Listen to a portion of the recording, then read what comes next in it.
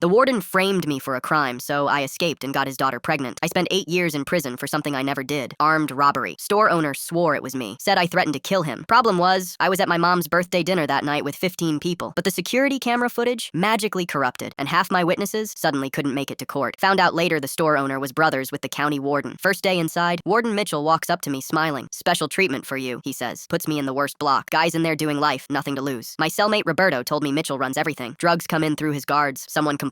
They disappear to solitary. I saw a guy get stabbed for talking back to a guard. Mitchell called it a natural prison occurrence. Food in my tray, always moldy. Mail from home, lost every other week. When my grandma died, Mitchell personally denied my request to attend the funeral. Said I was a flight risk with a smirk, but I kept quiet. Worked in the laundry, head down, eyes open, started noticing things. Like how Mitchell's office had a personal bathroom that connected to an old staff tunnel. How the guard rotation had a 3-minute gap every Tuesday night. I'm not stupid. I knew one wrong move meant 20 more years. So I befriended the janitor. Old guy named Carl who needed extra commissary money for his diabetes meds. Started helping him clean after hours. 3 years of planning, learning the layout, testing timing. Then one night during a massive thunderstorm that knocked out half the power, I slipped through that bathroom while Mitchell was at his weekly poker game with the guards. Crawled through nasty drain pipes filled with rats. Cut my arm so bad on metal I still got the scar. But I made it out. Disappeared to my cousin's place 2 states away. Now here's where it gets interesting. Mitchell's daughter Katie ran this prison reform Instagram page, always posting about innocent people locked up. The irony, right? I followed her, watching from a distance. She posted about coming to volunteer at a halfway house in Chicago, same city where I was working construction with fake papers. We didn't plan to meet. Seriously. I was getting coffee and she was right there in line. I recognized her, but she had no clue who I was. She dropped her wallet. I handed it back. We got talking. She liked my perspective on prison reform. 2 months of friendship, just coffee talks. I never meant for it to go further, but she kept asking questions about the system. I told her stories, never said they were mine. One night she says, "You understand better than anyone I've ever met." We started dating. I tried to end it 3 times. Something kept pulling me back. Maybe it was how different she was from her dad. Kind, actually cared about people. 6 months in, she invites me to dinner. Says her dad's in town. Wants me to meet him. I should have said no. Walking into that restaurant was like walking back into prison. Mitchell sitting there. Same smug face. He doesn't recognize me at first. I'd gained weight, grew a beard, different hair. Then it hits him mid-handshake. His face goes white. Katie's talking about how we met, and he's staring at me like he's seen a ghost. He pulls me aside. "I'll have you back inside by morning." I just smile and say, "Your daughter knows I've been to prison. She thinks it was for stealing cars. But one phone call from me, she gets the whole story. The evidence you buried, the witnesses you scared off, your side business selling prison contraband. I got names, dates, proof." Mitchell's whole body just freezes up. He knows I'm not bluffing. 4 months later, Katie tells me she's pregnant. Not planned, but we're happy. Mitchell shows up at her apartment, begging her to leave me. Says I'm dangerous. She shows him the door. The baby showers next week. Mitchell's invited. He has to sit there and watch as his grandkid grows up calling me dad. The man he tried to bury alive. I never set out for this revenge. Life just handed it to me. But every night when I feel my baby kick, I think maybe this is justice. Not the kind courts give you. The kind fate does. And Mitchell? He retired early last month. Health reasons. Funny how karma works.